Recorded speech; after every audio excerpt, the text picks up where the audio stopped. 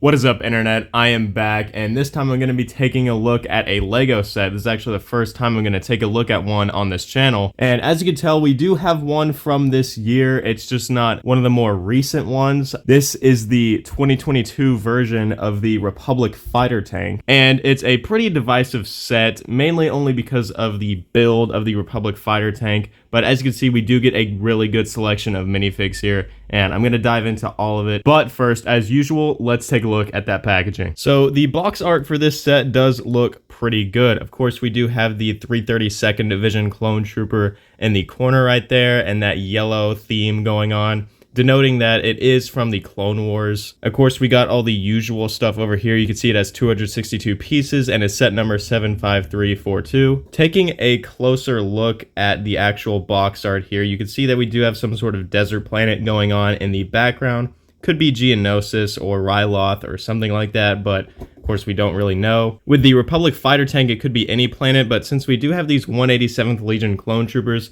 it makes this whole set a lot more confusing because the 187th Legion clone troopers are actually not canon, at least not these versions of them. Of course, Mace Windu, as we saw in Season 7 of the Clone Wars, does have his own division of clone troopers, but they don't look anything like these minifigures, and what these minifigs are based off of is actually some Hasbro clone trooper action figures that came out back around 2005-2006 in a multi-pack, and they came out with Mace Windu, and they were in that multi-pack with a Mace Windu figure. And since Lucasfilm hadn't come up with any Mace Windu clone troopers at that time, Hasbro needed some Mace Windu clone troopers, and so they just took these shock troopers and, you know, added a few more elements to them and changed the colors from red to purple. And as you can see, we do have 6 minifigs in this set, and for a $40 set with a decently sized build, that's pretty good. On the top, you can see that the featured actual size minifigure is the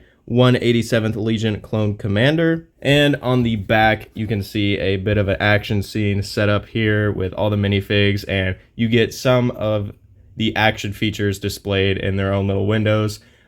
Lego does keep using these tab-in things for opening the box now, and it's not just like that for these smaller sets, it's like that for almost all the sets now. And I really don't enjoy it because it kind of damages the box a lot, but it is kind of what we have to deal with right now, and it's whatever. And of course, that's what the bottom looks like. The side, you do get another view of the set, and the other side, and that's it for the packaging. And looking at the minifigs, we do have a really good selection here, and all of these figures look really great. Lego did not ruin all of the minifigs that come in the UCS Republic gunship, because we still have that Episode 2 version of Mace Windu exclusive to that set, because in this set we get a Clone Wars version of him. And you could tell he's from the Clone Wars because he does have some arm printing, displaying that he has some armor on his wrist right there with a really nice print with the Jedi insignia.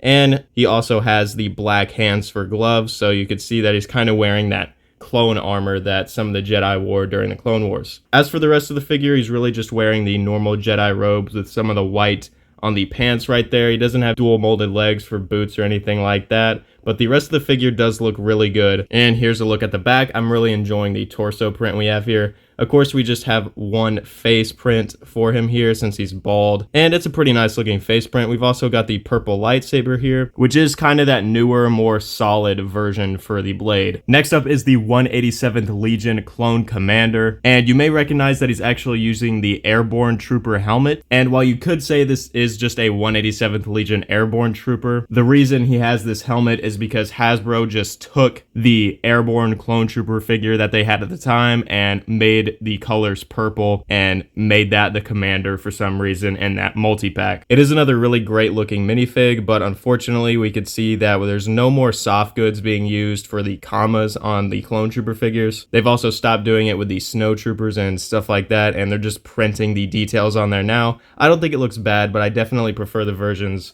with the soft goods. Here's a look at the back of the figure, just a continuation of the printing, and take off the helmet, and it's the newer style of head print for the clones, and he's got a blaster rifle instead of a normal blaster. And here he is alongside all 3 versions of the Lego Airborne Clone Trooper. These are all great, but I still prefer the original. We get 2 of the normal 187th Clone Troopers in this set, and looking at them up close, you can see they aren't just repaints of the Shock Troopers. They've got straps going across their chest plates and some extra armor on the shoulder, and there's even some of the markings that are a lighter grayish blue color instead of all of it being purple. It does actually hold true to the original design of the action figure. Unfortunately, I don't have those to compare, but they're accurate and they look good, which is what counts. They just get normal blasters in this set and the same face print as the commander. Finally, you get 2 battle droids, and there's nothing different about them. They are both the exact same, and we are still carrying on the trend of them having weird gunmetal gray blasters for some reason. I don't know why they're not just black, but I guess it's nice because it does provide something unique. So with the Republic fighter tank build, that's when things start getting unfortunate.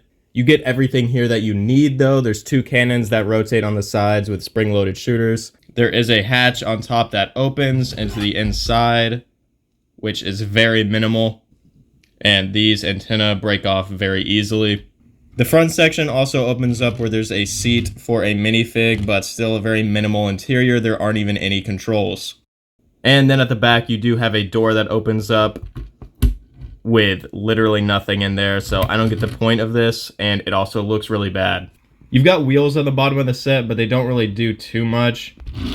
It can roll around, but it sounds really noisy, and it doesn't fix how the tank still looks really ugly. There's way too many stickers being used. Even if they look good, it just gives the whole set a really weird look since there's less built-in details and it's just prints everywhere. The cockpit is the only decent looking part, and really this whole thing just looks really ugly. The worst part is these big slope pieces used here that are just way too big and obvious, and they have no detail on them whatsoever. It just makes the whole middle section look really awkward. I also really hate the look of these little side sections right here. There's just way too many studs showing, and it's very blocky. Taking a closer look at the interior, you can fit 1 clone in the little pilot seat right there. You can also have a minifigure standing or sitting here, and there is a bit of a control panel. If you can see it, it still looks really awkward. And with the section at the back here, just throwing one in is really the best you can do.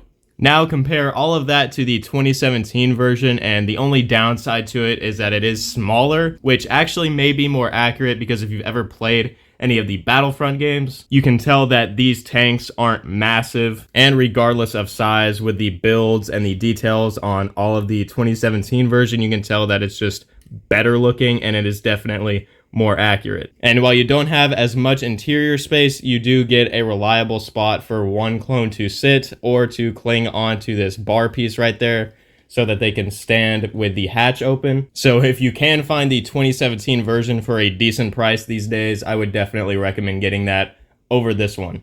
But that's really just if you're in it for the builds, because as you can see with the minifigures, you get way more value with the 2022 version. The 2017 does have good minifigures, but it only comes with 1 clone trooper, and I don't know what you're supposed to do with 1. So the 2022 Republic fighter tank is cool. It isn't one of the worst things I've ever seen, but definitely just get it for retail price and only for the minifigs. I would not be surprised if I ended up disassembling the build at some point, because it has basically no value for display. And that's pretty much it for my review of this. I do have a couple of the other 2022 sets with more on the way, so be looking forward to videos over those. So thanks for watching, and I'll see you in the next one.